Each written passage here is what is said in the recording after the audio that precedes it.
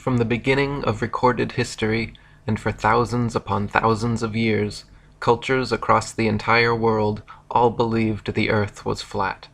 Their various cosmologies and cosmogonies differed in slight ways, but their overall geographies and astronomies were incredibly consistent and in fact virtually identical. The Earth was a stationary plane, void of any motion or curvature, flat across its entire expanse, except of course for hills, mountains, and valleys. The North Pole was the magnetic monopole center point of the flat Earth, with Polaris, the North Pole star, situated directly above.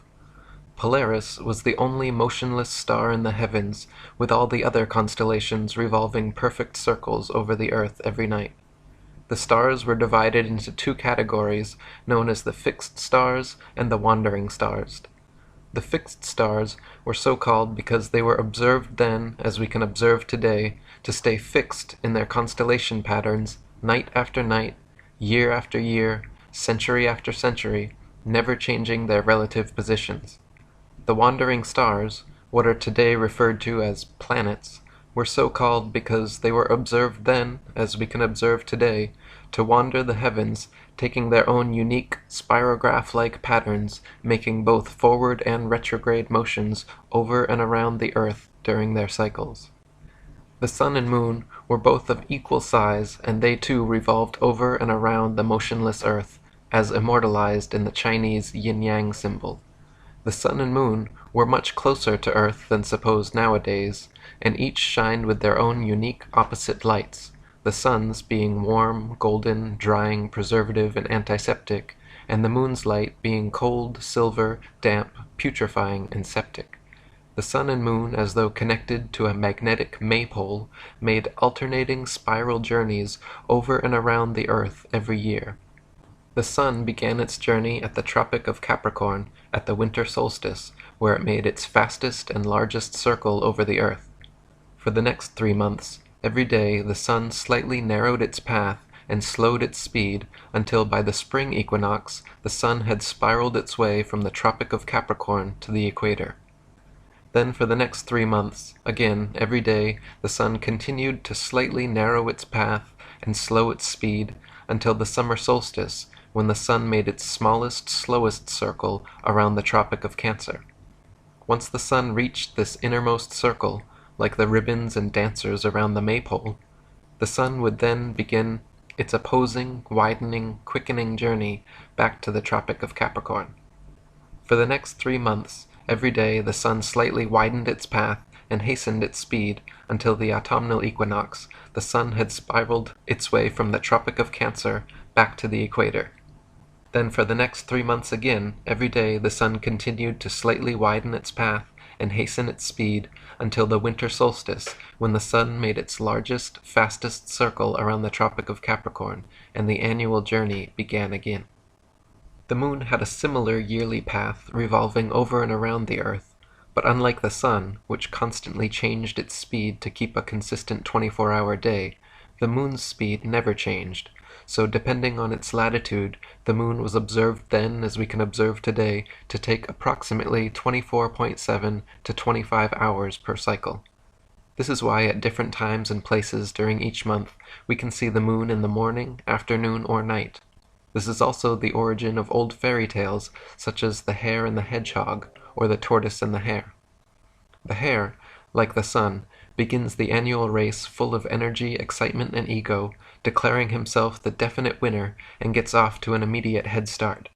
Meanwhile, equally confident in his seemingly lesser abilities, the humble, slow, and steady tortoise moon begins as well, allowing the hare to lead. As the race carries on, the cocky hare tires and slows down, or takes a nap, at which point the tortoise overtakes him. This is analogous to the moon reaching the Tropic of Cancer before the sun each year and beginning its return journey. When the hare reaches this halfway point of the race, he realizes his lackluster attitude has resulted in being overtaken by the slower tortoise, and begins to speed up again.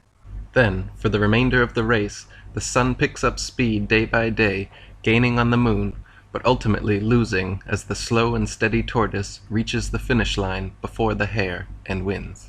So for ancient man, Earth and Polaris were the two immovable center points of the universe, around which the sun, moon, and other stars all revolved in a dome-like shape. Some cultures believed in a literal, physical, solid dome or firmament to which the fixed stars were bound. Other cultures mythologized the axis mundi as the world tree with Polaris at the center and all the other constellations forming the branches. In these flat Earth depictions, the North Pole occupied the center point, and south was all straight lines extending outwards from there. East and west were not straight lines, as is assumed nowadays, but were in fact circles, just like all lines of latitude and the paths of the celestial bodies. The southern circumference of Earth was surrounded by a gigantic wall of ice 150 to 200 feet above sea level, holding the interconnected oceans in like a World Cup. Beyond the ice wall, some cultures claimed a firm barrier existed through which no human could penetrate. Other cultures believed there were entire worlds and other civilizations existing beyond the Antarctic ice. Currently, and for the past half-century, there has existed an international Antarctic treaty preventing all independent exploration of Antarctica. Pre-approved guided tours exist which take visitors to a few coastal regions of Antarctica, but no independent exploration of the continent is allowed. Sailors like Jarl Andhoy have been caught attempting to explore Antarctica and threatened, turned around at gunpoint, fined, and jailed for violating this militarily enforced international treaty. As a result, the public currently has no way to confirm or deny the seemingly fantastical claims of ancient man concerning what may or may not exist at the southernmost extremities of the Earth. We can, however, confirm that this 200-foot ice wall surrounding the southern circumference of the Earth most certainly exists. We can confirm that Polaris is indeed the only non-moving star in the sky. All the fixed stars indeed rotate perfect circles around Polaris while remaining stuck in their relative constellations night after night, year after year, century after century. The wandering stars, or planets, do indeed wander the heavens, taking their own unique spirograph-like paths when charted from a geocentric perspective. The sun and moon are indeed observably of equal size and revolve over and around us in daily cycles. Just as the ancients observed, the sun's annual path does indeed travel from the Tropic of Capricorn at the winter solstice, to the equator at spring equinox, to the Tropic of Cancer at the summer solstice, back to the equator at autumnal equinox, and finally back to the Tropic of Cancer at winter solstice. The sun's light is indeed warm, golden, drying, preservative, and antiseptic, while the moon's light is indeed cold, silver, damp, putrefying, and septic. A thermometer placed in the sun's light will always read warmer than a thermometer placed in the sun's shade, while a thermometer placed in the moon's light will always read cooler than a thermometer placed in the moon's shade. Plant and animal substances exposed to sunlight quickly dry, shrink, coagulate, and lose their tendency to decompose and putrefy, whereas plant and animal substances exposed to moonlight will quickly show symptoms of putrefaction and decay. Last but not least, just as the ancients espoused, the Earth is observably motionless to all our senses, and the horizon remains perfectly flat as far as the eye can see. Not only does the horizon remain perfectly flat 360 degrees around the observer, but whether at sea level, the top of Mount Everest, 35,000 feet high in an airplane, or even at over 100,000 feet high, the highest any amateur hot air balloon has ever flown, the flat horizon actually rises to the eye level of the observer all the way up. On a globular Earth, no matter how large it is assumed to be, the horizon would remain where it was, and the rising observer would have to tilt his head downwards further and further the higher they rose to see the steadily falling horizon.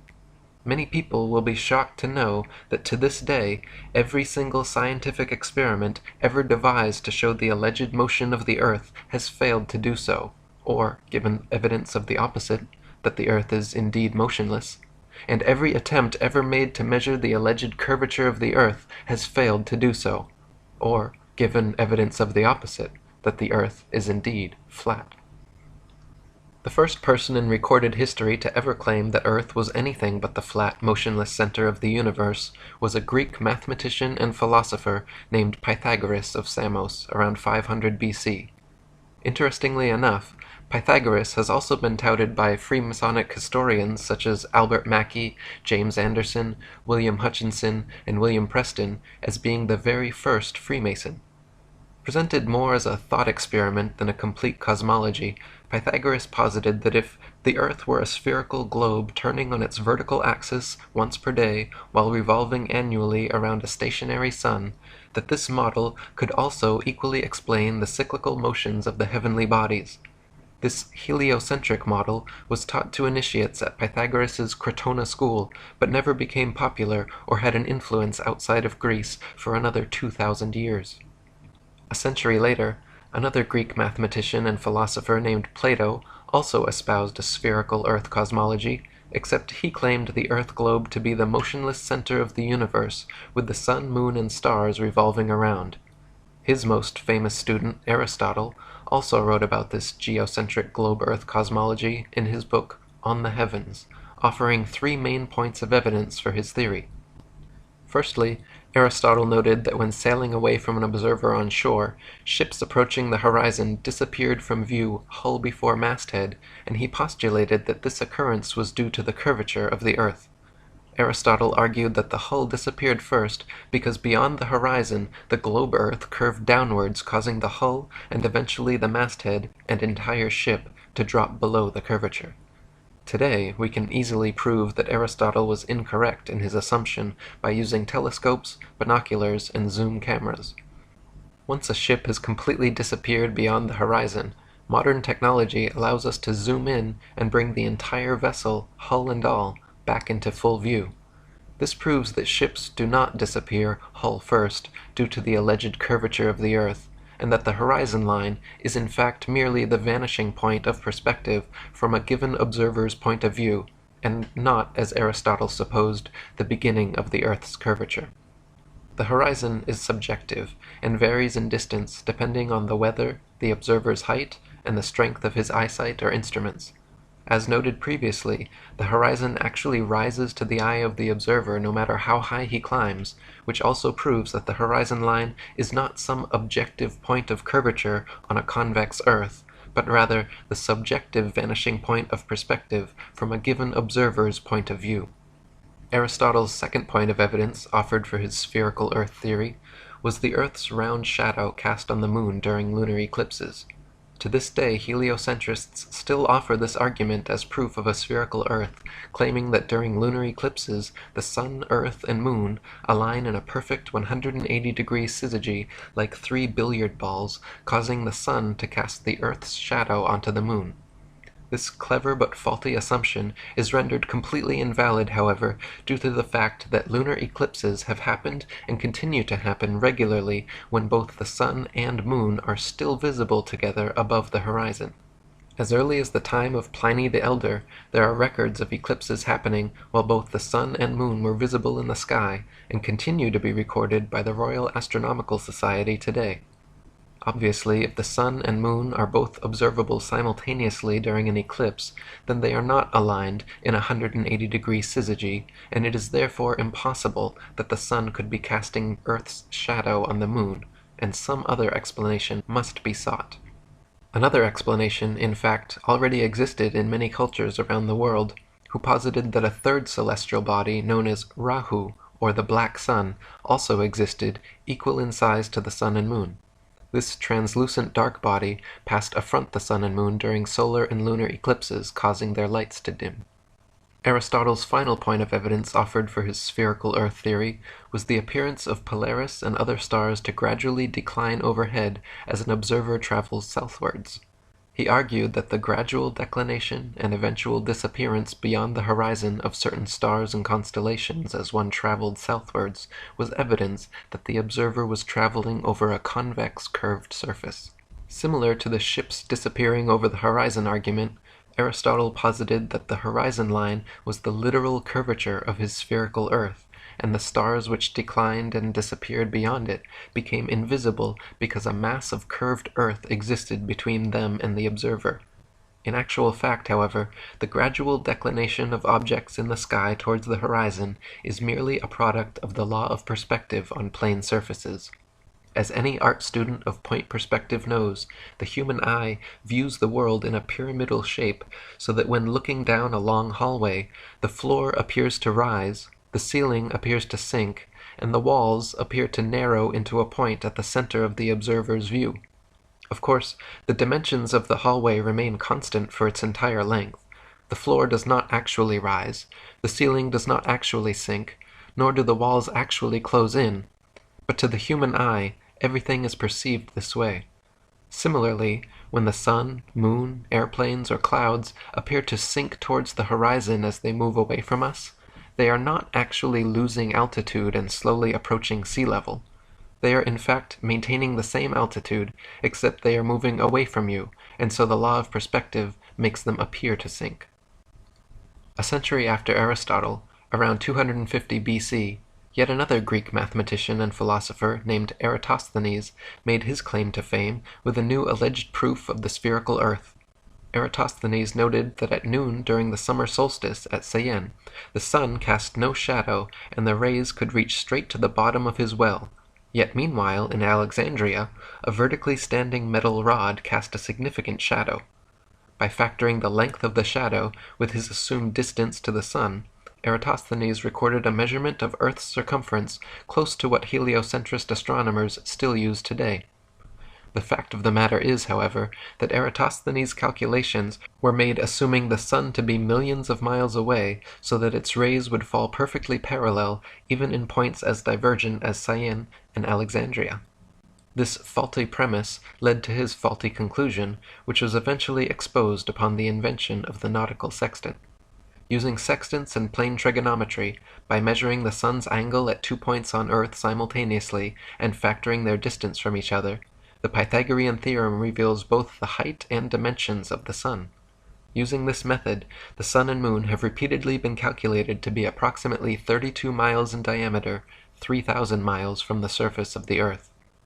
High-altitude balloon footage has also filmed lighting hotspots on clouds, proving the sun to be local and acting as a spotlight, and not a burning ball of gas millions of miles away, as supposed by heliocentrists. After Eratosthenes, the globe Earth theory completely disappeared from philosophical thought and recorded history for almost 2 millennia. Geocentric flat Earth cosmologies continued to reign supreme, with even Eratosthenes himself, touted as the father of geography, depicting the Earth as flat in his famous 194 BC map of the world. Crates of Malice invented the first model globe Earth around this time as well, but it failed to have any effect on the world at large. Fast forward to 1522 AD, Portuguese explorer Ferdinand Magellan became the first person in known history to successfully sail around the world. This circumnavigation of Earth soon became and continues to be touted today as absolute proof of the spherical Earth theory. If Magellan was able to sail east to west around the entire world and return to his original starting point, surely the Earth cannot be flat and must be a globe, right? Wrong. Just as a compass can place its center point on a flat piece of paper, trace a circle either way around, and return to its original starting point, so can a ship or plane circumnavigate a flat Earth.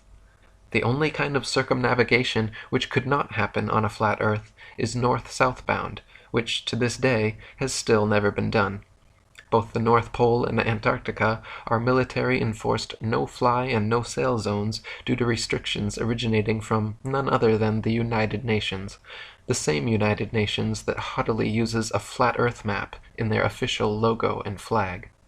In 1543, just days before his death, Freemason and Jesuit Nicholas Copernicus published his book On the Revolutions of the Celestial Spheres, which revived the old heliocentric cosmology of Pythagoras and began the so-called Copernican revolution away from a flat geocentric model and towards a global heliocentric model. Since his book claimed Earth to be a tilting, wobbling, spinning sphere revolving at breakneck speeds around a stationary sun, it was initially met with due incredulity. Copernicus always countered this by claiming his theories were merely hypotheses and shouldn't be considered truth. In his book he even wrote, quote, "The Pythagorean teaching was founded upon hypothesis, and it is not necessary that the hypothesis should be true, or even probable. The hypothesis of the movement of the Earth is only one which is useful to explain phenomena, but it should not be considered as an absolute truth. Contemporaries of Copernicus, such as Danish astronomer Tycho Brahe, famously argued against his heliocentric model, positing that if the Earth revolved in an orbit around the Sun, the change in relative position of the stars after 6 months of orbital motion could not fail to be seen. Brahe wrote that the stars should seem to separate as we approach and come together as we recede. In actual fact, however, after millions of miles of supposed orbit around the Sun, not a single inch of parallax could be detected in the stars. As even Wikipedia notes, quote, "The lack of any observable parallax was considered a fatal flaw in any non-geocentric theory." Copernicus's answer to this obvious problem was simple. He moved the stars so ridiculously far away from the Earth that even after millions of miles of supposed orbit around the Sun, no appreciable parallax could be detected. Copernicus simply needed to claim that the stars were trillions upon trillions of miles away, so then, mathematically speaking, it would indeed be impossible to detect such slight parallax. Again, contemporaries of Copernicus argued against this convenient correction of his, arguing quite rightly that if the stars were trillions of miles away, then there is no way we could see them. Backpedaling once again, Copernicus claimed the reason we could still see stars trillions of miles away was because they were not mere tiny points of translucent light in the night sky, but that stars were in fact gigantic gas balls billions of times larger than our Sun.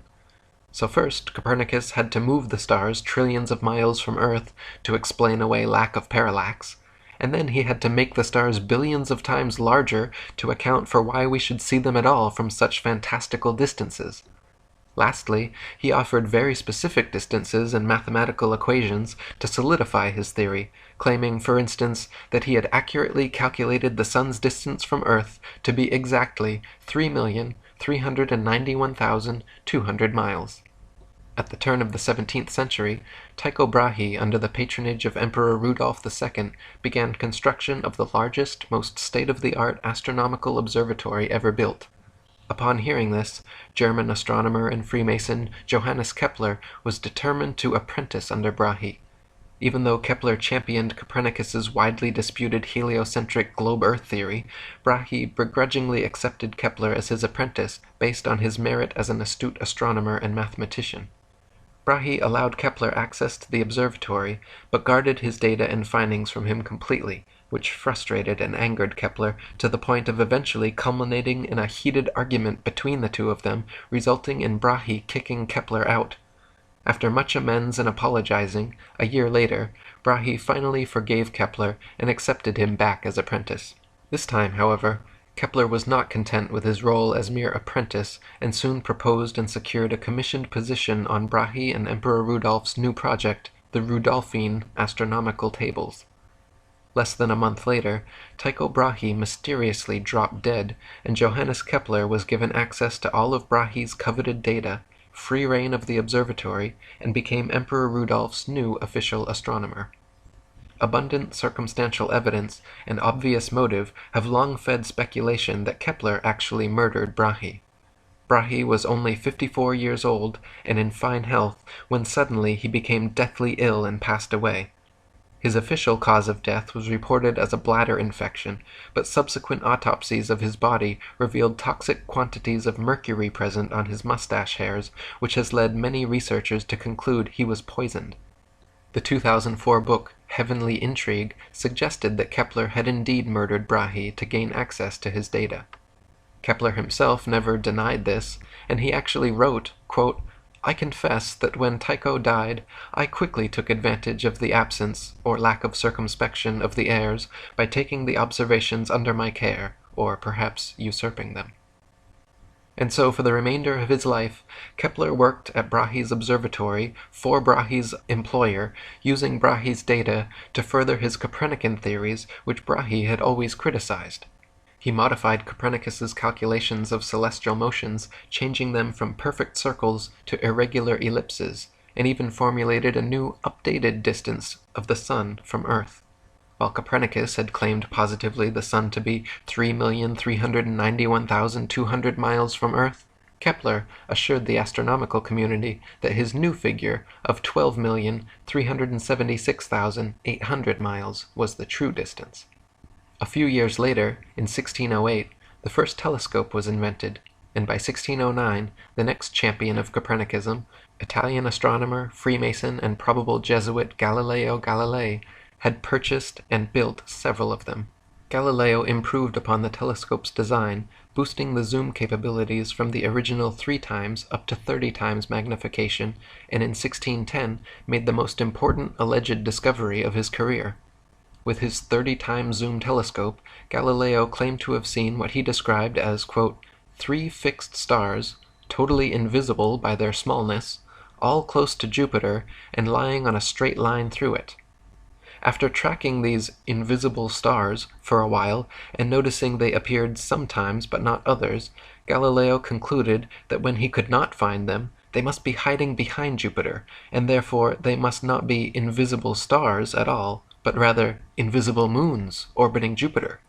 His alleged discovery of moons orbiting Jupiter was then touted as proof of the Copernican system, claiming that Earth must be a planet like Jupiter since both have orbiting moons. To this day, NASA claims to have special telescopes which can, on occasion, see these moons of Jupiter, just as Galileo claimed in his day to see, on occasion, with his special telescopes. Nowadays, with modern telescopes and zoom technology, we can see the celestial bodies far closer and with far more clarity than Galileo could have ever hoped for. A 2016 Nikon P900 has 83 times optical zoom and 332 times digital capabilities, which put Galilean telescopes to shame. Yet, even with this level of magnification, Galileo's alleged invisible stars orbiting Jupiter are nowhere to be found. Galileo and his fellow Mason predecessors, acting more like true believers of their heliocentric faith than legitimate scientists, were constantly guilty of inventing elaborate theories to support their foregone conclusion. This was never more evident than when Galileo presented his theory on the cause of tides in 1616. Cardinal Bellarmine had written Galileo the year before, stating that, quote, the Copernican system could not be defended without a true physical demonstration that the sun does not circle the earth, but the earth circles the sun. Taking this to heart, Galileo hoped to show that the earth's tides were caused by the sloshing back and forth of water as a point on earth's surface sped up and slowed down due to earth's alleged rotation on axis and revolution around the sun. He argued that these hypothetical motions of his globular earth were the cause of tides, and therefore the tides themselves were proof of Earth's motion. Unfortunately for Galileo, his ideas were not accepted and easily proven wrong by his contemporaries, who rightly pointed out that if his theory were correct, there would only be one high tide per day. Not only this, but if tides were caused by Earth's alleged motion, all lakes, ponds, and other inland bodies of water should be similarly affected, yet they are not. The next champion of heliocentrism was English mathematician and astronomer, knighted Freemason and Royal Society President Sir Isaac Newton. In 1687, Newton published his famous Principia Mathematica, which presented his idea of gravity to the world. The globe Earth theory had long faced criticism for being impractical due to the natural physics of spinning spherical objects, namely that anything placed on their surface should immediately fall or fly off. How could people, buildings, and the great oceans remain perfectly stuck to a ball Earth spinning faster than the speed of sound? The globe Earth theory needed a force that could keep everything in place somehow, a force strong enough to keep the oceans stuck to the Earth, but weak enough not to sink a sailboat, a force strong enough to drag the entire atmosphere along with Earth's breakneck speed, but weak enough to allow birds and bugs to travel freely and unabated in all directions. A force so strong it could make rain fall upwards and plants grow upside down, but yet so weak that it could not be detected by any contemporary methods. Newton's postulate of, quote, an invisible force able to act over vast distances led to him being heavily criticized for, quote, introducing occult agencies into the field of science. Previous to Newton's theory of universal gravitation, the natural laws of density and buoyancy already perfectly and adequately explained the world around us. For example, the reason a balloon filled with helium rises into the sky while a balloon filled with air drops to the ground is not because Newton's mystical pulling force has an aversion to helium, but rather simply because helium is lighter and less dense than the nitrogen, oxygen, and other elements which compose the air around it, so it floats up. And conversely, a balloon filled with your carbon dioxide exhalation is heavier and denser than the air around it, so it falls down to the ground. If you blow a dandelion seed out of your hands, a substance just barely heavier than the air, it will float away and slowly but eventually fall to the ground. If you drop an anvil from your hands, something much heavier than the air, it will quickly and directly fall straight to the ground. This is not because gravity prefers anvils to dandelion seeds, but rather because it is the natural physics of buoyancy for objects less dense than the medium surrounding them to rise, while objects denser than the medium surrounding them to sink. This is the reason raindrops fall down through the air and air bubbles rise up through the water, because of their relative densities. It has nothing whatsoever to do with the mystical pulling force of spinning balls from Newton's imagination. Newton's theory allegedly began when, upon seeing an apple fall from a tree at Woolsthorpe, as though no one in the history of humanity up to that point had ever seen a falling object and wondered why it fell, he had a veritable scientific epiphany. The apple fell not because it was heavier and denser than the air around it, but rather because a force at the center of the spinning ball earth pulled it to the ground. Newton quickly got to work formulating his theory of universal gravitation, which he used to explain not only falling objects, but also orbiting celestial bodies. Newton claimed that the sun, moon, earth, planets, and stars' gravity caused them to all orbit around the most massive nearby bodies. So not only was gravity fickle and selective about which objects it caused to fall and which it allowed to rise, gravity was also able to perform different functions on different scales. At the human scale, gravity allegedly caused people, buildings, and oceans to stick to the Earth, while at the planetary scale, gravity allegedly caused moons to orbit around planets, and planets to orbit around stars.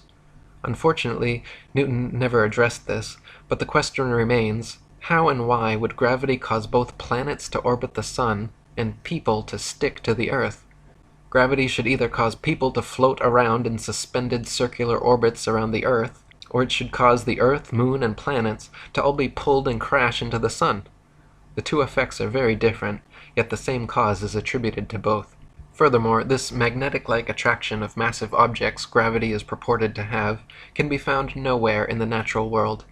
There is no example in nature of a massive sphere or any other shaped object which, by virtue of its mass alone, causes smaller objects to stick to or orbit around it.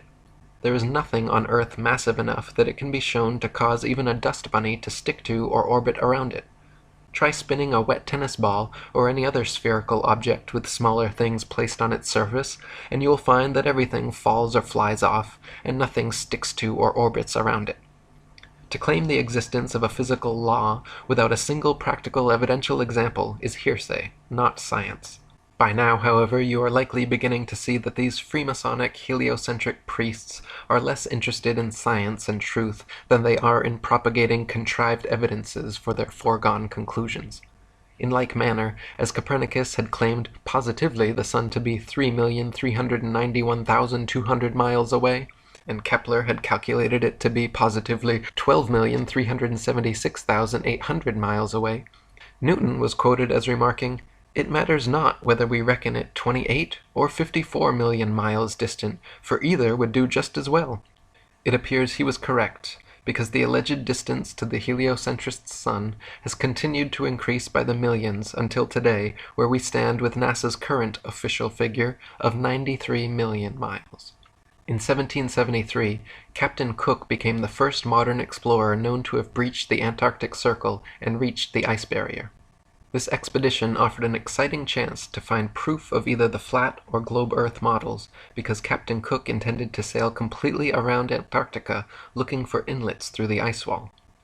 If the Earth was indeed a globe 25,000 miles in equatorial circumference, as the heliocentrists claimed, then a complete circumnavigation of Antarctica would be approximately 12,000 miles. And if the Earth was flat, with Antarctica surrounding the entire circumference, a complete circumnavigation of Antarctica would have to take over 50,000 miles. During 3 voyages lasting 3 years and 8 days, Captain Cook and his crew sailed a total of 60,000 miles along the Antarctic coastline, never once finding an inlet or path through or beyond the massive glacial wall. Captain Cook wrote, "The ice extended east and west far beyond the reach of our sight, while the southern half of the ocean was illuminated by rays of light which were reflected from the ice to a considerable height." Later voyages by Captain James Clark Ross and Captain George Nares in the 19th century further confirmed Cook's findings. Ross's expedition spent 4 years and 5 months in heavily armored warships, failing to find an entry point beyond the southern glacial wall, and Nares spent over 3 years circumnavigating Antarctica, taking an admittedly indirect course, but clocking in nearly 69,000 miles total. If Antarctica truly was the tiny ice continent claimed by globe Earth proponents, all of these expeditions would have ended years sooner. In addition to this, many Antarctic explorers, including Captain James Clark Ross and Lieutenant Charles Wilkes, using globe Earth projection maps, wrote in their journals perplexed at how they routinely found themselves out of accordance with their charts, stating that they found themselves an average of 12 to 16 miles outside their reckoning every day.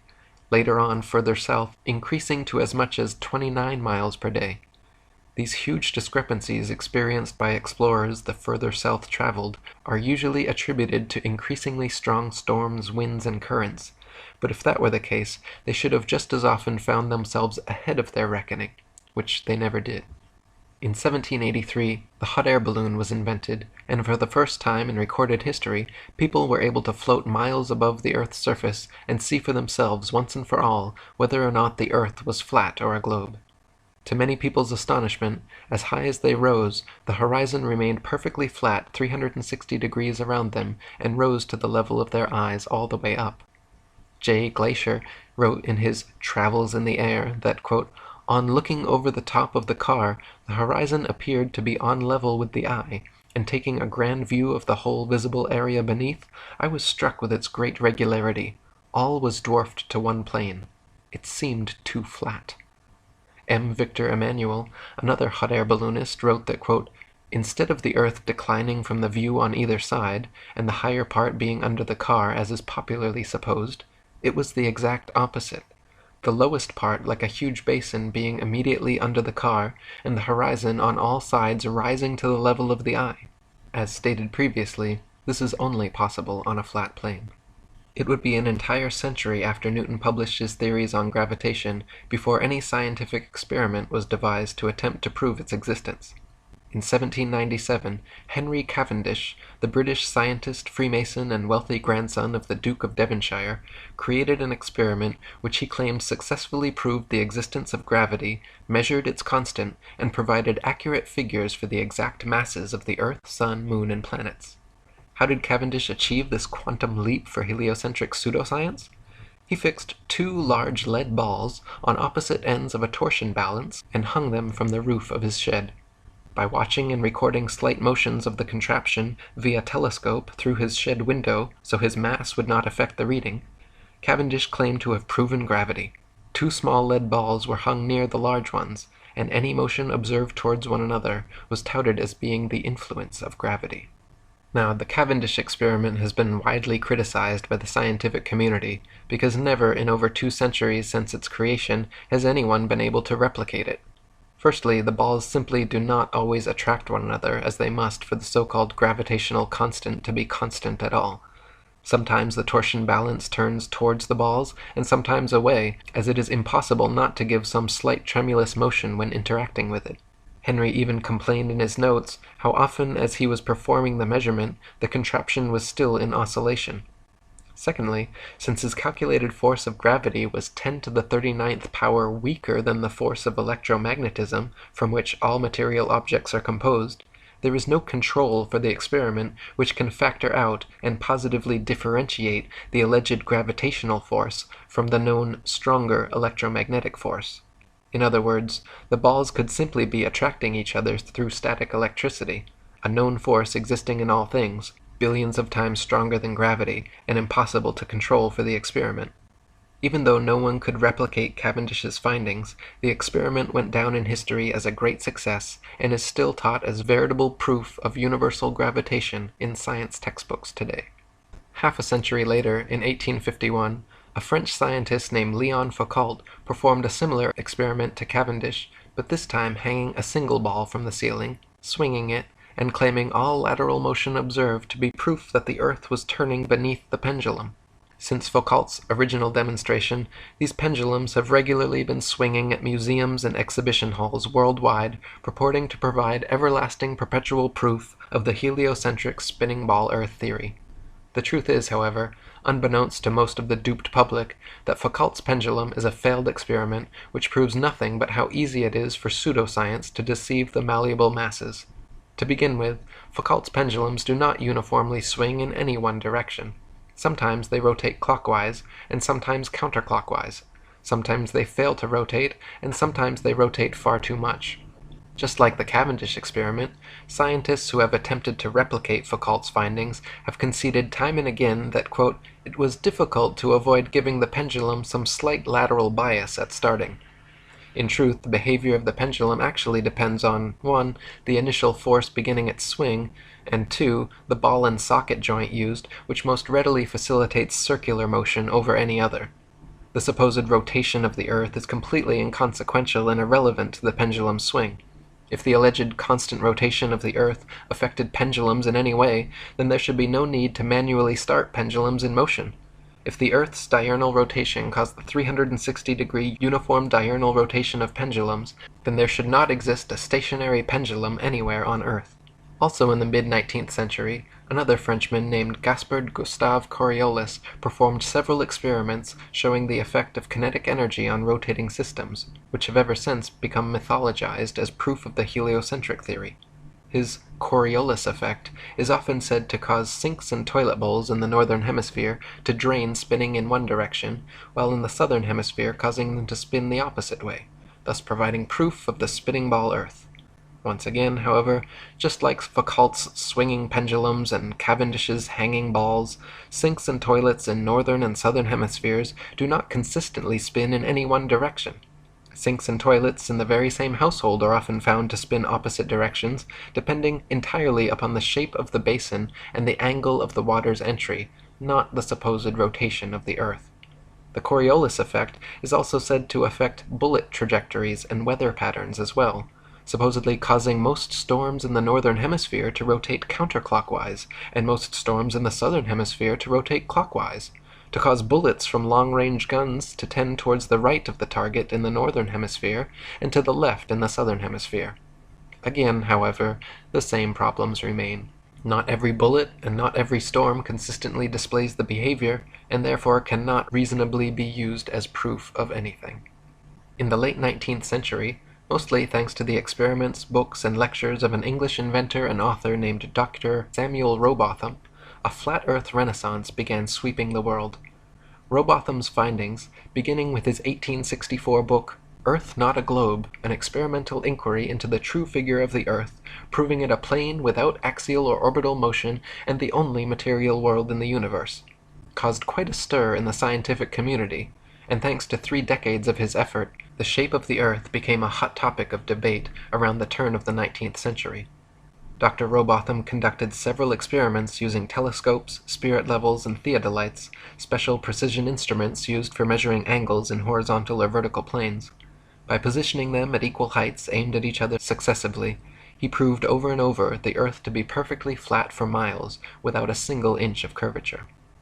In his most famous series of experiments, Rowbotham traveled to Cambridge, England, where there is a 20-mile canal called the Old Bedford, which passes in a straight line through the fenlands, known as the Bedford Level. The water has no interruption from locks or water gates of any kind, and remains stationary, making it perfectly suitable for determining whether any amount of convexity or curvature actually exists. If we were living on a ball Earth, every pond, lake, marsh, canal, and other large body of standing water, each part would have to comprise a slight arc or semicircle curving downwards from the central summit. If the ball Earth were truly 25,000 miles in circumference, as claimed by heliocentrists, then spherical trigonometry dictates the surface of all standing water must curve downwards an easily measurable 8 inches per mile, multiplied by the square of the distance. This means along a 6-mile channel of standing water, the Earth would have to curve 16 feet 8 inches downwards from one end to the other, and or dip 6 feet on either end from the central peak, depending where the measurement is taken. Rowbotham tested first by standing in the water holding a telescope 8 inches above the surface, while his partner rowed away from him in a small boat with a 5-foot-tall flag attached. If the Earth was indeed a globe 25,000 miles in circumference, by the time the boat reached Welney Bridge 6 miles away, the entire boat and flag should have been completely invisible, hidden behind a 6-foot-tall mass of curved water. In reality, however, every time tested, the entire boat and flag remained visible from start to finish.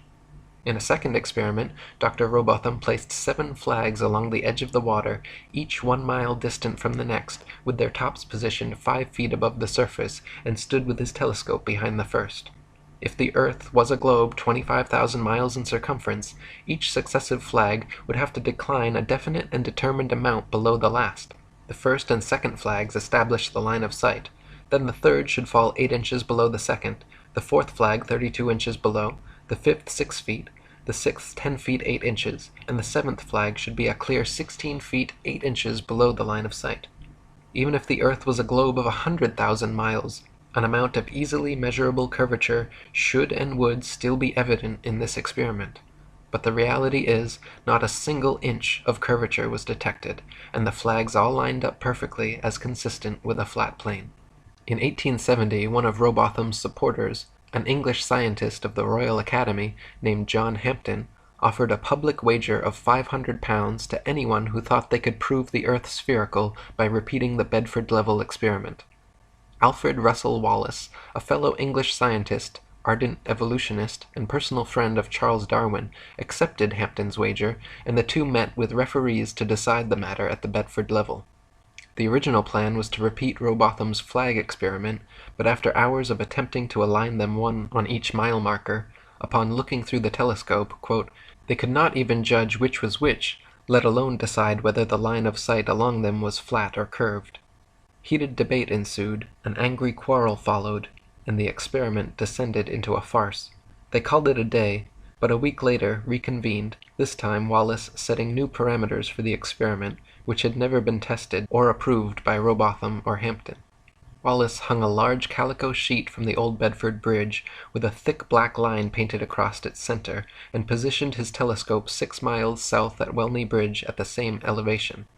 Then, halfway between these 2 points, Wallace placed a long red pole topped with a marker disc designed to fall in line with the black painted marker and telescope. All of these he placed at a masonically significant 13 feet 3 inches above the water. Wallace's plan was to view the marker disc and black line through the telescope, and if the middle marker appeared below the line of sight, this would be taken as proof of the water's flat surface, and if the middle marker appeared above the line of sight, it would be taken as proof of Earth's curvature. Hampden immediately took issue with this new method of allegedly determining curvature, but begrudgingly accepted to continue. When viewed through the telescope, the center marker fell a tiny bit below the telescope crosshair, and the far marker on the bridge fell a tiny bit below that. This result was not expected by either party, but Wallace quickly claimed it proof that the Earth was curving downwards, while Hampden claimed the results to be in accordance with the law of perspective over flat surfaces. This time an even more heated debate ensued, until Wallace refused to speak another word with Hampden, gave him the silent treatment, and even had the police escort Hampden from his hotel room before leaving town the following day. The referees for the wager decided in favor of Wallace, and the money was given to him.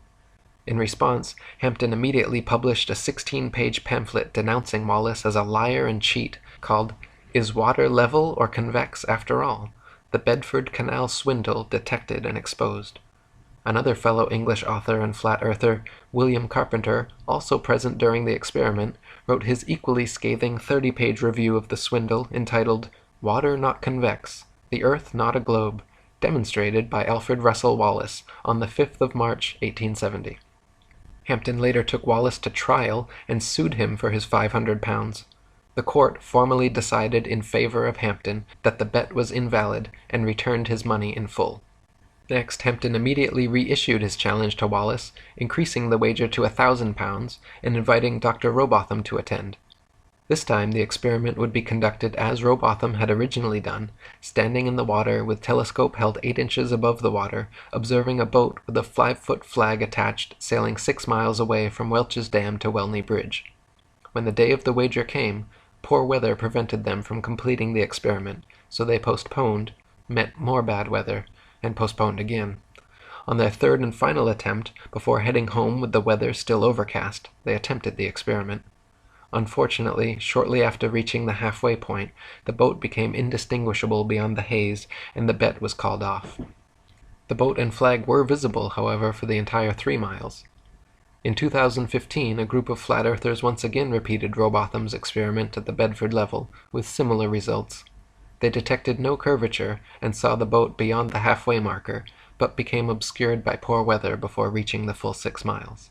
In 1871, after getting massive amounts of pressure from the public to address these claims from flat Earth proponents, Royal Astronomical Society President George Airy devised an experiment which he hoped would once and for all prove Earth's axial motion and forever silence the rabble-rousing flat earthers.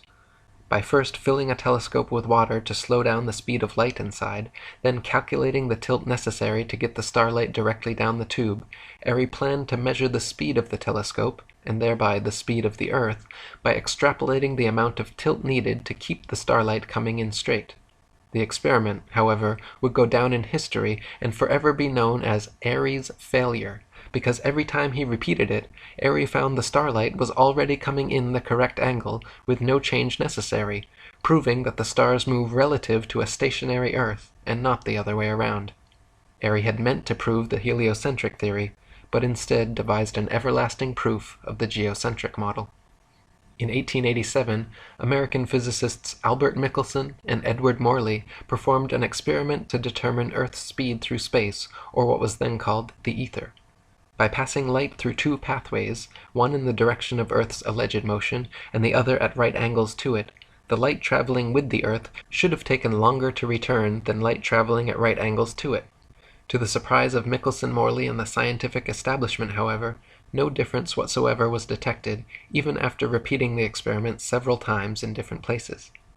To attempt to patch up this glaring problem, the heliocentric establishment created the Fitzgerald-Lorentz contraction, which actually had the gall to claim that the light pathway going the same direction as the Earth became physically shorter during the experiment so that the time to return became equal to the other pathway. The implications of Michelson and Morley's experiment were so detrimental to the spinning globe Earth myth that they were forced to concoct this ludicrous backpedaling explanation, which even Arthur Miller denounced, calling it a physics of desperation. After Samuel Rowbotham's death, Lady Elizabeth Blunt, an English author, flat earther, vocal vegetarian, and anti-vivisectionist, founded the Universal Zetetic Society, which attracted thousands of members and published a journal called The Earth Not a Globe Review for several decades. Many other prominent flat earthers of the time also continued doing their best to spread the word. John Hampton continued publishing his own work and reprinted all of Samuel Rowbotham's material. In 1885, William Carpenter published his famous 100 Proofs Earth is Not a Globe. In 1892, Alexander Gleason released his New Standard Map of the World as It Is, which remains to this day one of the most accurate flat Earth maps ever created. He had hopes it would completely replace globes and Mercator maps the world over, but unfortunately his map's influence was short-lived. The next year, in 1893, Gleason published his flat Earth tome entitled Is the Bible from Heaven? Is the Earth a Globe? Does Modern Science and the Bible Agree? Which gave many flat Earth proofs and also explained his wonderful map. In 1899, the South African flat Earth author Thomas Winship published his excellent work, Zetetic Cosmogony, evidence that the world is not a rotating revolving globe, but a stationary plane circle. 1903 marked the beginning of airplane travel, which, had it been invented in Copernicus's era, would have destroyed his spinning ball Earth fantasy long before takeoff. When hot air balloons were first invented, people were told the reason they cannot simply float in the air and wait for the spinning ball Earth to bring their destinations to them was because gravity somehow stuck the entire atmosphere and everything in it in place, dragging it along at 1,000 miles per hour so uniformly that we can't see it, feel it, hear it, or measure it in any way. Once airplane technology evolved so that we could fly at comparable speeds to the Earth's supposed rotation, however, it became immediately apparent that the Earth and its atmosphere could not be constantly rotating 1,000 miles per hour west to east. Simply put, if the Earth were constantly spinning eastward 1,000 miles per hour, then airplane flight durations going eastwards versus westwards would be significantly different. If the average commercial airliner travels 500 miles per hour, it follows that westbound equatorial flights should reach their destination at approximately 3 times the speed as their eastbound return flights.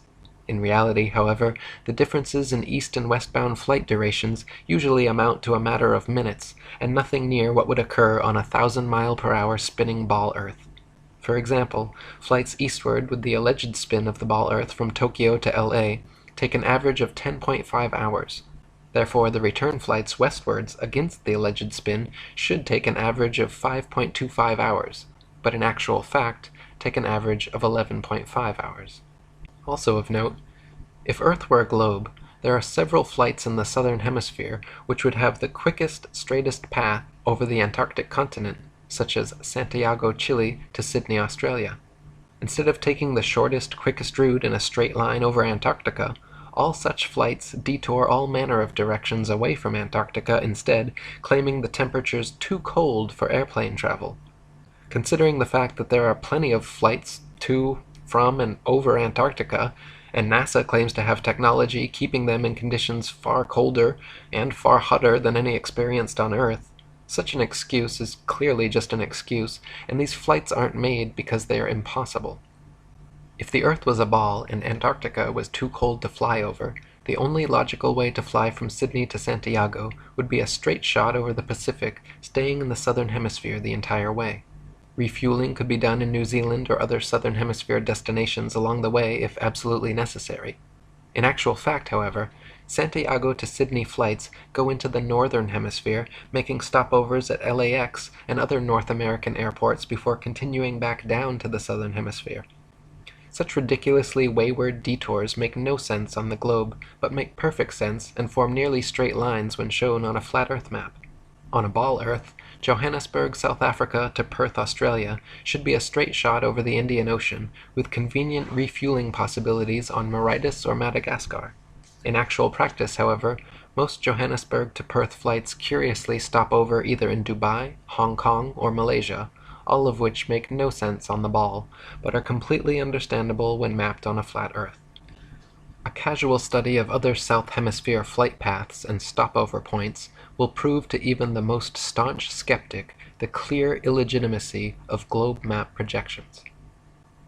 Building on Michelson and Morley's experiment, in 1913, French physicist Georges Sagnac again proved the existence of the ether and the stillness of Earth by using a beam splitter to send light in opposite directions around a path, recombining them, then observing their interference fringes, first while stationary and then while rotating the entire experiment table 2 revolutions per second. The changes in interference patterns between the moving and non-moving trials proved that the light, and therefore the Earth, was stationary. In 1914, William Westfield wrote his geocentric classic, Does the Earth Rotate?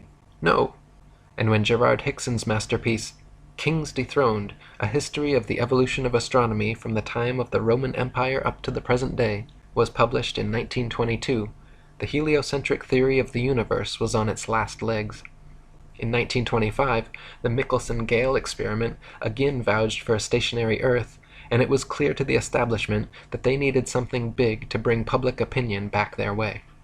In 1916, a Jewish physicist named Albert Einstein had published his General Theory of Relativity, a brilliant revision of heliocentrism which, in one philosophical swoop, abolished the ether from scientific study, replacing it with a form of relativism which allowed for heliocentrism and geocentrism to hold equal merit. If there was no absolute etheric medium within which all things exist, then hypothetically one could postulate complete relativism with regard to the movement of 2 objects, such as the Earth and Sun. In one philosophical leap, with no scientific evidence to support it, Einstein and the heliocentric establishment were thus able to sweep Airy's failure, Michelson, Morley, Sagnac, and Gale all conveniently under the carpet and pretend they didn't exist, simply by claiming that all motion in the universe was relative. By the late 1920s, Einstein and his theories had been pushed so vehemently, the heliocentric theory began making a comeback, and Einstein was being touted as a genius and one of the greatest minds in history. Far from it, even he himself admitted when asked, "What is it like to be the smartest man alive?" responded by saying, "I don't know, you'll have to ask Nikola Tesla," a true genius who in no way supported Einstein's relativity or the heliocentric theory. Einstein was even caught lying when he originally claimed to have never even heard of the Michelson-Morley experiment, but later admitted that he had indeed created special relativity with the intent of abolishing the ether and nullifying the Michelson-Morley result. By the 1930s, an eccentric Christian flat-earther named Wilbur Glenn Voliva was attracting widespread publicity around the world thanks to his American lecture tours and daily radio broadcasts from his personal station, which could be heard all the way to Australia. Voliva famously founded and built Zion City in Illinois, a town of 6,500 people, all of whom were Christian flat-earthers. Zion City even had its own schools and churches which taught flat-earth cosmology. In the spirit of Robotham and Hampton, throughout his life, Voliva offered an open-ended wager of $5,000 to anyone who thought they could disprove the flat Earth. Until his death in 1942, there were no takers. After the Second World War, Operation Paperclip brought hundreds of top German rocket scientists and physicists into the United States, and beginning in the late 50s employed them in NASA, the National Aeronautics and Space Administration. Meanwhile, the Russian space program was also forming, and a so-called space race between America and Russia ensued. The geostationary communications satellite was first imagined in a 1945 proposal by Freemason science fiction writer Arthur C. Clarke, and supposedly became science fact just over a decade later. In 1957, Russia allegedly launched the first satellite named Sputnik into low Earth orbit, followed in 1958 by America's Explorer 1. Nowadays, there are supposedly upwards of 20,000 such satellites constantly orbiting the Earth. They are allegedly floating around in the thermosphere, where temperatures are claimed to be upwards of 4,530 degrees Fahrenheit. The metals used in satellites, however, such as aluminum, gold, and titanium, have melting points of 1,221, 1,948, and 3,034 degrees respectively, all far lower than they could possibly handle. People even claim to see satellites with their naked eyes, but this is ridiculous considering they are smaller than a bus and allegedly 100+ miles away. It is impossible to see anything so small that far away. Even using telescopes, no one claims to discern the shape of satellites, but rather describes seeing passing moving lights, which could easily be any number of things, from airplanes to drones to shooting stars or other unidentified flying objects. The fact that they are geostationary means they would not appear to move through the sky anyway, but rather be perpetually stuck in the exact same place all day, every day. So-called satellite phones have been found to have reception problems in countries like Kazakhstan with very few cell phone towers. If the Earth were a ball with 20,000+ satellites surrounding, such blackouts should not regularly occur in any rural countryside and deep ocean areas. Also, satellite TV dishes, which existed for years before satellites were supposedly invented, are almost always positioned at a 45-degree angle towards the nearest ground-based repeater tower. If TV antenna were actually picking up signals from satellites 100+ miles in space, most TV dishes should be pointing more or less straight up to the sky. The fact that satellite dishes are never pointing straight up and almost always positioned at a 45-degree angle proves they are picking up ground-based tower signals. Before satellites, radio, television, and navigation systems like LORAN and Decca were already well established and worked fine using only ground-based technologies. Nowadays, huge fiber-optic cables connect the internet across oceans, gigantic cell towers triangulate GPS signals, and ionospheric propagation allows radio waves to be bounced all without the aid of the science fiction bestseller known as satellites.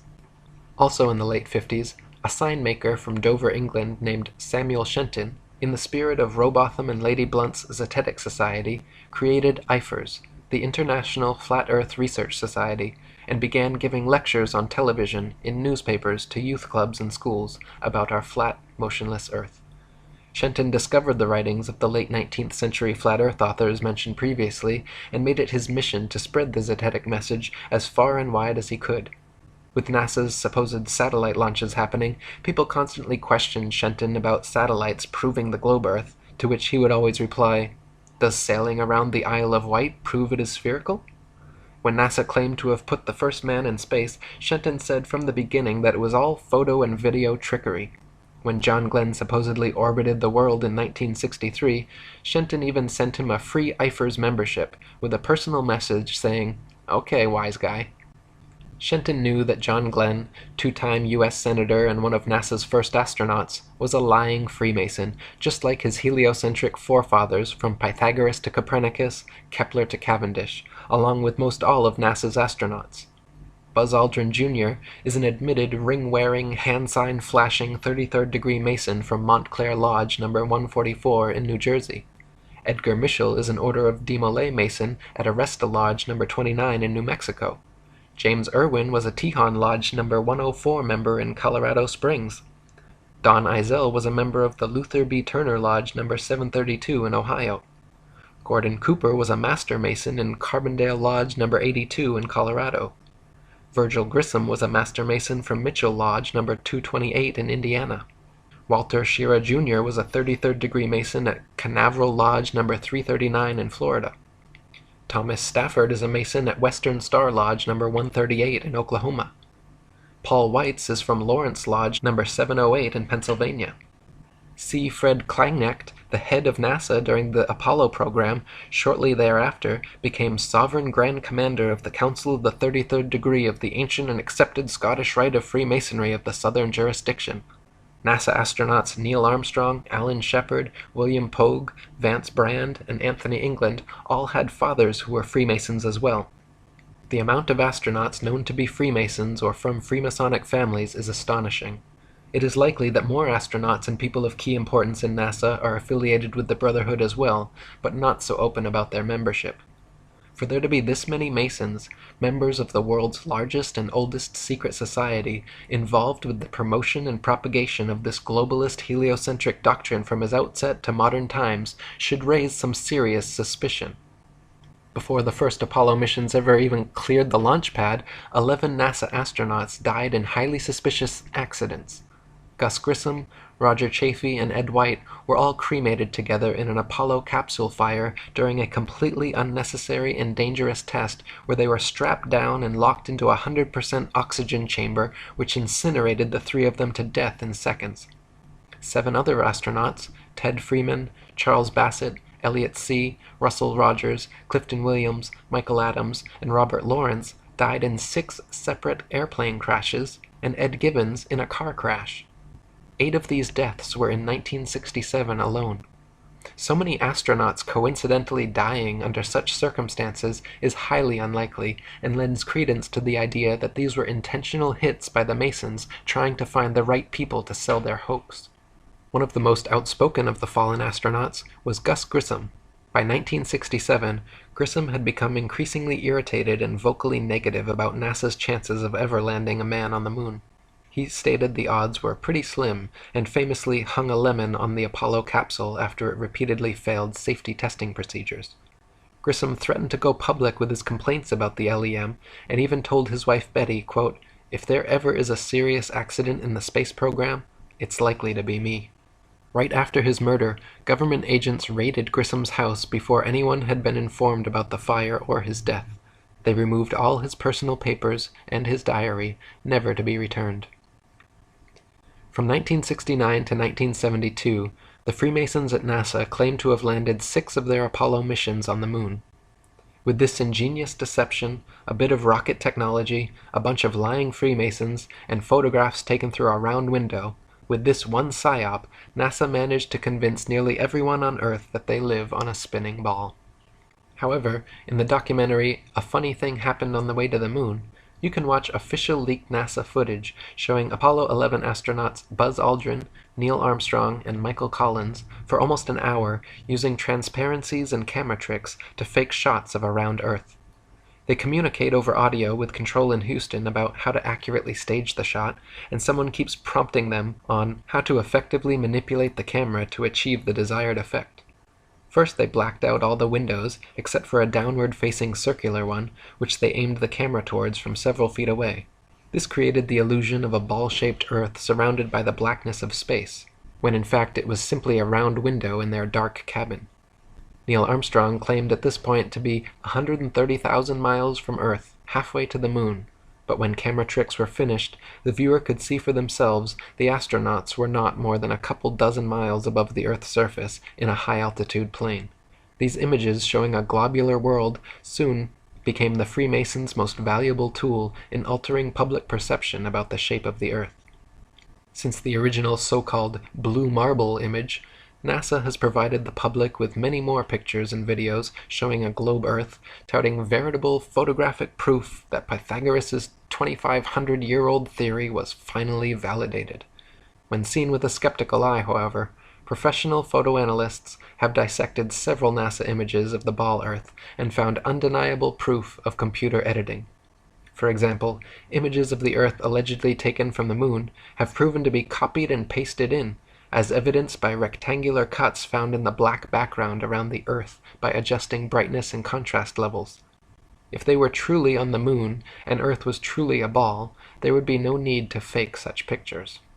When NASA's images of the ball Earth are compared with one another, the coloration of the land and oceans and relative size of the continents are consistently so drastically different from one another as to prove beyond any reasonable doubt that the pictures are all fake. NASA has many alleged photographs of the ball Earth which show several exact copy and pasted duplicate cloud patterns.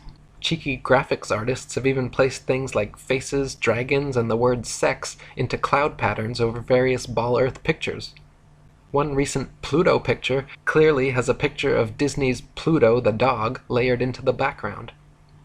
On a clear afternoon, during a waxing or waning moon cycle, it is possible to see the blue sky right through the moon. For centuries, stars and planets have often been seen and recorded, even by the Royal Astronomical Society, to have been seen through the moon. If the moon is translucent enough to see objects through it, it cannot be the solid, spherical planetoid claimed by NASA and modern astronomers. Samuel Shenton, president of IFERS, was quoted before the Apollo supposed moon landing, stating that stars have been seen through the moon. The astronauts had better be ready to come right back, because there isn't anything much to land on. Besides Shenton, many of the first people to unequivocally call out the NASA moon landings as being a staged hoax were professional photographers. When the official NASA photographs of the moon are closely examined, it is clear that many were taken inside a studio using repetitive backgrounds, artificial lighting, wires, and cranes. Award-winning British photographer David Percy, photoanalyst and historian Jack White, photographer and Nexus magazine publisher Marcus Allen, and many others all put their professional reputations on the line to expose NASA's so-called photographic evidence. None of the Apollo missions brought any extra studio lighting with them on the lunar lander, so the sun should be the only light source on the moon, and in all pictures taken there. In that case, the light should only come from one direction, and all shadows should be cast in the opposite direction. However, in dozens of official NASA photos, there are shadows being cast in up to 3 directions simultaneously, often at up to 90-degree angles, which can only be the result of multiple light sources not present on the moon. Several pictures even show overhead spotlights reflecting in astronauts' helmets and multiple lens flares originating from 2 or more light sources. Analyzing several images from the 6 missions shows repeated background features, the exact same hills, dunes, and craters, being used over and over again in supposedly different places on the moon, as well as visible foreground and backdrop lines indicative of a studio set. In images from Apollo 11, Buzz Aldrin can be seen wearing different color gloves and different length boots in pictures that were supposedly taken within minutes of each other. If Buzz was really in the vacuum of space in a pressurized spacesuit, he certainly would not have had the time or reason to depressurize and repressurize his suit just to make such fashion adjustments. Some pictures show the lunar rover with no tracks anywhere around it. Others show rover tracks all over the foreground while it is yet to be unpacked and unloaded. A couple pictures even show what appear to be sneakers and a lady's heel tracks on the moon, in addition to the astronauts' boot prints. Another glaring mistake is that none of NASA's images or videos show stars in the background as they should, just complete blackness, likely because exact star maps as they should appear from the moon would be nearly impossible to fake. The testimony of different astronauts on different missions, in their autobiographies and interviews, just muddies the water even more, some of them bragging about the, quote, astonishingly brilliant light of the stars, and others saying they, quote, don't remember seeing a single star while on the moon. Such inconsistencies, and the fact that none of NASA's moon pictures feature stars or planets in their appropriate positions, should raise a red flag that these astronauts were not on the moon. Many pictures of the sun on the moon are clearly spotlights and not the sun. Some images show studio lighting lens flares or studio lighting reflecting off a black background. One image clearly shows a shadow on the ceiling of space as the lunar lander lifts off. Many images show shadows of reticule crosshairs suspended in air over a print underneath, proving them to be doctored and not originals as claimed. Images of the lunar lander supposedly on the moon shows a pathetic 1969 attempt at creating high-tech, futuristic-looking equipment using what appears to be construction paper, gold foil, scotch tape, and metal shower rods. The idea that the piece of junk shown in these official NASA photographs flew to the moon and back is so ludicrous it's laughable. Close-ups of the lunar lander footpads show them without a speck of dust on them and without a burn print under its 10,000-pound thrusters, like it was just gently set down in place. NASA scientists in their own documents were worried about the LEM falling into its own massive burn radius, yet there it sits with no burn print and spotless clean pads. Even the astronauts' boot prints made deep impressions on the moon dust, yet the lander's 10,000-pound thrusters left not a trace, no blast hole, and no dust on the pads. When the video evidence is examined, even more anomalies are found. In certain frames, light pings can be seen reflecting off overhead stage wires attached to astronauts' backpacks. In one Apollo 16 clip, an astronaut falls to his knees and is quickly jerked back up to his feet by what can only be an unseen wire hoisting him straight upwards. One of the more obvious video anomalies is how several Apollo missions show American flags flapping around in the non-existent space wind. The moon is supposed to have no atmosphere, and so the flags should remain perfectly still, but can often be seen moving quite boisterously. Another interesting video anomaly is discovered by playing NASA's moon footage at 2x speed, then watching the astronauts walking, running, jumping, or cruising around on their little buggy. Without the speed adjustment, there is a low-gravity illusion, as the astronauts seem to float, drift, and glide slowly and smoothly along. But once they are seen at 2x speed, it becomes clear that they are in, quote, normal gravity, walking, running, jumping, and cruising at normal speeds. They simply reduced the play speed by 50% in post-production, and voila, instant moon motion. Not only is the Apollo video record fraught with fraud, but NASA claims the original Apollo 11 videos have conveniently disappeared from their records so no one can analyze them for authenticity. You heard correctly. They spent over $30 billion of American taxpayer money traveling to the moon and then lost the video evidence. Those blurry, ghostly black and white images shown on TV were purposely lousy because NASA insisted at the time that all TV networks must broadcast directly from a big screen display in their operations room, a mandate which all the major networks accepted, and so what the public saw was just a video of a poorly magnified video, and now it is impossible to watch the original.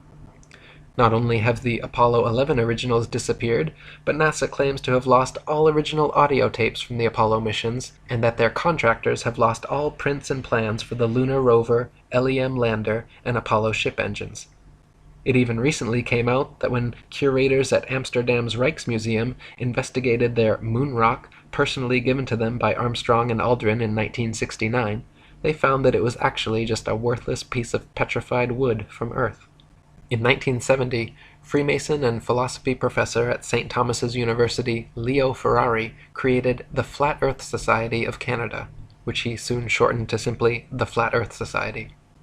Unlike Samuel Shenton's International Flat Earth Research Society in every way, Leo Ferrari's Flat Earth Society treated the entire subject as a deadpan joke, making a mockery of it, and even creating several intentionally false flat Earth arguments. For example, Leo Ferrari would always bring a pumpkin-sized rock with him during interviews and lectures, claiming he brought the stone back from the edge of our flat Earth. He would say, with a huge smirk on his face, how his boat had fallen over the edge, but he was luckily saved by hanging onto this rock. Clearly, treating our flat Earth in this tongue-in-cheek way discouraged people from taking the matter seriously, and creating this fake Flat Earth Society was the Freemasons' way of mitigating Shenton's Eifer's genuine threat to their global deception. In 1971, Samuel Shenton passed away, and the American former airplane mechanic Charles K. Johnson took his place as president of Eifer's.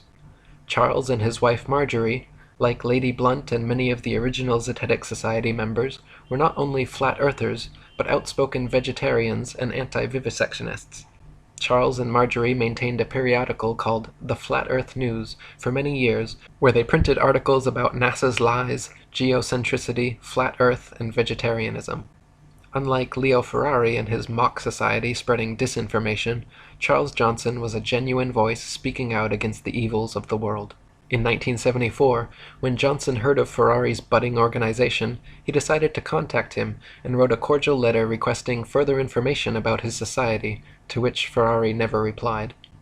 2 years later, Johnson wrote another polite letter saying how he was delighted by the prospect of a like-minded campaigner, and said how it was a very happy day when he learned of Ferrari's society. Quote, "I feel sure at the core we cannot be too far apart in aims," Johnson wrote. "I do try to practice what I preach, to think and seek and search out reasonable ideas and concepts." He closed saying that he could hardly wait to hear from Ferrari and hoped very much he would please reply. After 6 months without a response, Johnson wrote one more time explaining again his sole purpose to enlarge his view and getting and holding on to the facts, which would benefit himself and in time the rest of the world. He requested a reply and a copy of Ferrari's FES magazine. In conclusion, Johnson signed, "Thanks from the bottom of my heart," in advance, but warned that if Ferrari insisted on ignoring him once again, quote, "I will then know for sure that you are some kind of enemy of the flat earth work." Eventually Ferrari did reply this time, but not with a message or magazine as requested. He simply enclosed an FES paid application form. Johnson investigated Ferrari's organization further and found that he was using, quote, "the flat earth idea as a gimmick to entertain and promote the atheistic society." From then on, Johnson worked hard to expand his Eifers and constantly for the rest of his life exposed Ferrari's FES, calling him a false prophet, guilty of muddying the waters of truth. Near the end of his life, tragically, Johnson's house burned down, along with all the flat earth materials he and Shenton had collected over their lifetimes. Until his dying day, Johnson claimed the fire to be the result of arson by a NASA agent he had seen snooping around. Apparently finished with their moon landing propaganda, starting in 1976, NASA began faking Mars landings instead. To begin with, the planets, formerly known as wandering stars, are not terrestrial Earth-like habitations capable of landing anything on. The sun, moon, and stars are all simply luminaries, celestial lights relatively close to Earth, and not something tangibly solid that humans could ever walk on. This is painfully obvious to anyone with functioning eyeballs and a telescope or Nikon P900 camera, but NASA continues to this day to publish thousands of fake CGI images claiming to come from Mars. Even assuming Mars was an actual spherical desert planet as NASA claims, it is impossible for them to have safely landed the probes based on their own trials and statistics. They say the surface pressure on Mars is only 0.3% the surface pressure on Earth, and equivalent to the pressure at about 23 miles above the Earth. There is not enough air matter at that pressure, however, to provide any lift for opening up the parachutes NASA uses to land its Mars probes. No parachute ever devised has been able to successfully deploy at that altitude. They simply stream straight back, then never fill the rest of the way down. Joe Kittinger's record highest, fastest, and longest parachute dive from the Earth's upper atmosphere had him free-falling from only 19 miles high for 15 minutes at 767 miles per hour, and his drogue chute proved useless and offered no deceleration. Yet NASA would have us believe, for example, that Phoenix's parachute managed to somehow slow it down from 12,738 miles per hour to 123 miles per hour in just 2.86 minutes before its final landing. In other words, NASA is claiming to do something on Mars, millions of miles away, by remote control, something that we have no evidence is even possible on Earth at significantly lower altitude and 16 times slower speed. To this day, NASA continues to fake Mars landings, and more government space agencies around the world, including Russia, China, Japan, France, India, and others, are following the same Freemasonic model of fleecing their populations of taxpayer money to fund programs that provide the public nothing but propaganda. NASA and other space agencies' rocket launches never even go straight up. Every rocket forms a parabolic curve, peaks out, and inevitably starts falling back to Earth. The rockets which are declared successful are those few which don't explode or start falling too soon, but make it out of range of spectator view before crashing down into restricted waters and recovered. There is no magic altitude where rockets or anything else can simply go up, up, up, and then suddenly just start free-floating in space. This is all science fiction illusion created by wires, green screens, dark pools, some permed hair, and zero-G planes. In 1998, NASA claimed to have sent up their first piece of the ISS, International Space Station. They have been caught, however, time and again with air bubbles forming and floating off in their official outer space footage. Astronauts have also been caught using scuba space gear, kicking their legs to move, and astronaut Luca Parmitano even almost drowned when water started filling up his helmet while allegedly on a spacewalk. It is admitted that astronauts train for their spacewalks in underwater training facilities like NASA's Neutral Buoyancy Lab, but what is obvious from their space bubbles and other blunders is that all official spacewalk footage is also fake and filmed underwater. Analysis of many interior videos from the International Space Station have shown the use of camera tricks such as green screens, harnesses, and even wildly permed hair to achieve a zero-gravity type effect. Footage of astronauts seemingly floating in the zero gravity of their space station is indistinguishable from Vomit Comet zero-G airplane footage. By flying parabolic maneuvers, this zero-G floating effect can be achieved over and over again, then edited together. For longer uncut shots, NASA has been caught using simple wires and green screens. In 2001, Charles K. Johnson died, and having lost all his flat Earth material and correspondence in his house fire, the IFERS was officially finished. Leo Ferrari's farcical Flat Earth Society, on the other hand, continued operation as usual, making a mockery of the Flat Earth subject. In 2004, the reins of FES presidency were handed over to Daniel Shenton, of no relation to genuine Flat Earther Samuel Shenton, who, true to Ferrari's example, maintains the Flat Earth Society website to this day, where they purport such fantastical, purposeful disinformation as the flat Earth disk constantly rising upwards forever through the universe to account for gravity. Their sole purpose, as Charles Johnson correctly stated, is clearly to poison the well and muddy the waters of truth. In 2008, teacher and author Eric Dubay, that's me, began a website and published a book titled The Atlantean Conspiracy, which exposed, among many other things, Freemasonry, the fake moon landings, geocentricity, and even featured a quote from IFER's president Charles K. Johnson. At the time, I had already read Samuel Rowbotham and William Carpenter's old 19th century Flat Earth books, and though personally still on the fence regarding the shape of the Earth, I was confident they were correct about the location, or geocentricity, of Earth, so I wrote about it. In 2009, after watching Alex Jones interview and praise several NASA astronauts on his show, I wrote an article and sent a message to him and his producers about the moon landing hoax, and included a link to Samuel Rowbotham's Flat Earth book for them to read.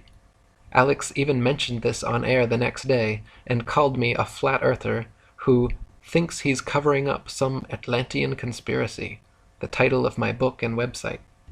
The Earth being flat, that's clearly ridiculous. Though I've actually been contacted by some flat earthers saying I'm covering up the fact that it's some Atlantean conspiracy. For the next several years, I continued writing books and articles about various conspiracies and worked on building a huge social media presence. by making multiple accounts, adding as many friends and followers as possible, joining and posting to as many groups and pages as possible. Over the course of a few years, I began building up very large followings on Facebook, Google+, LinkedIn, Twitter, StumbleUpon, Pinterest, Sue, and many other sites. To give you an example of their efficacy, you can see here my main Google Plus account with over 135 million views, and my secondary one with over 87 million.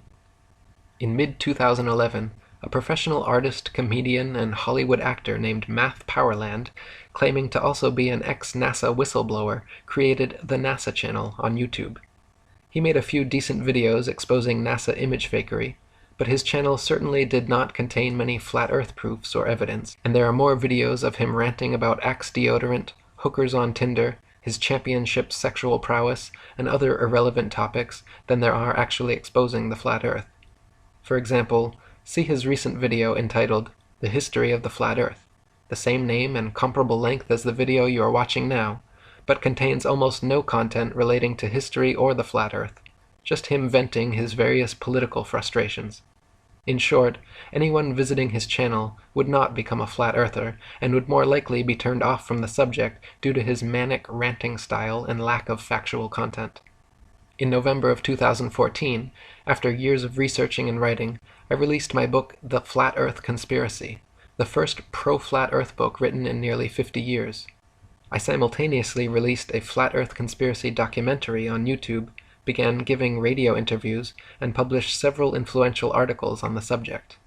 Within a very short space of time, the flat earth keyword saw a 600% rise in activity, and Google search results jumped from a few thousand to over 21 million. Soon after this, just as Johnson had experienced with Ferrari, I noticed a wave of disingenuous so-called flat earthers flooding into the movement with the obvious intent to muddy the waters. For example, when I began writing my book, The Flat Earth Conspiracy, I came across Paul Michael Bales on Facebook, a recent flat earth convert who had been collecting a library of old original flat earth books and letters. Hoping to find some good reference material, I messaged him asking for recommended titles, and he told me a few choice books to read. The full extent of our interaction consisted of a short Facebook conversation, yet curiously, after my book was published and the flat earth movement started growing, Paul began stating publicly that he was the Morpheus to my Neo, and that he taught me everything I know about the flat earth. He even made the ludicrous claim that my book was plagiarized from old Facebook posts of his. Matt Boylan, aka Math Powerland, also jumped in and had the gall to say that, quote, my entire book was plagiarized from his information, which is equally laughable, considering he and his information are only mentioned in 2 paragraphs of my 252-page book. Needless to say, both of their claims are baseless and go to show how desperate they are to receive credit where it is not due. You can also see from this Google Analytics chart that the flat earth keyword had not made any significant change in 2011 since the launch of Matt's YouTube channel, nor in late 2012, early 2013, when Paul claims to have gotten his start.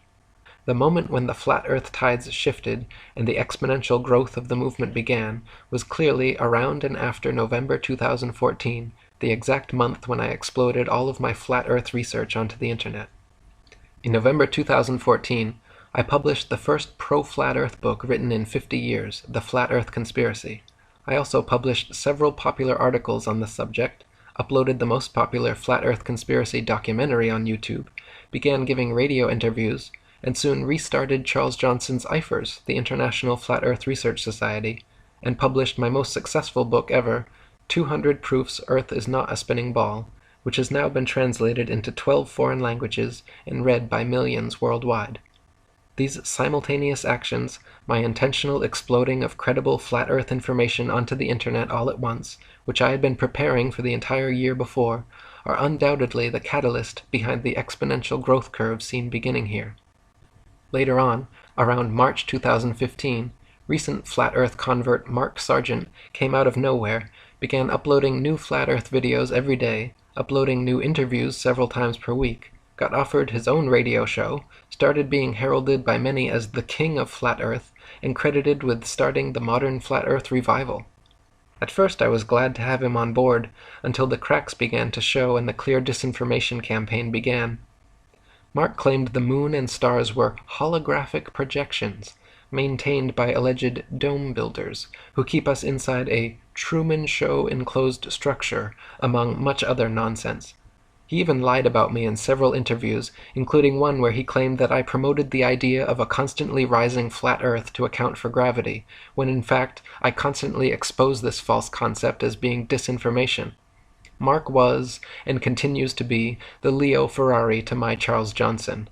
In fact, Mark has even bragged several times about being a card-carrying member of Ferrari's farcical organization. By New Year's Eve 2016, our new IFers had gained over 3,000 members and was receiving 50,000 hits monthly when it was suddenly and without warning or explanation deleted from the internet. As the administrators and myself quickly worked on salvaging our material and creating a new site, the obvious parallels to Johnson losing everything in his NASA agent-initiated house fire were noteworthy. Around the same time, 2 disingenuous Flat Earth channels issued 2 fraudulent copyright strikes against me, which I managed to overturn by filing legal counterclaims against them. YouTube itself began a program of regularly unsubscribing old subscribers of mine and lowering view counts of popular videos. Shortly after that, Facebook also decided to jump on the Eric Dubay censorship bandwagon by deleting my account, all my pages, and giving my Atlantean conspiracy group directly over to a team of Freemason shills who still administrate it to this day, filling the group with nothing but death threats to me, pictures of Masonic goats, and ridiculous belittling memes. After re-registering for new accounts and accumulating my friends lists again, Facebook has now deleted 2 more profiles, and I am currently on my 4th, still trying my best to spread the word. In 2016, the movement continued to grow, with many more genuine flat earthers taking up the reins and exposing the truth online, as well as many more disingenuous shills continuing to poison the well with misinformation. The new IFers began thriving with more monthly visitors than ever before. Many new Flat Earth YouTube channels began creating and mirroring excellent content. Now, at the turn of 2017, I am truly pleased with the rapid growth of this wonderful Flat Earth movement, and I encourage everyone to please help speak out, share this video, and spread the good word, as we look forward to a future where humanity is finally free from this grandest of all deceptions.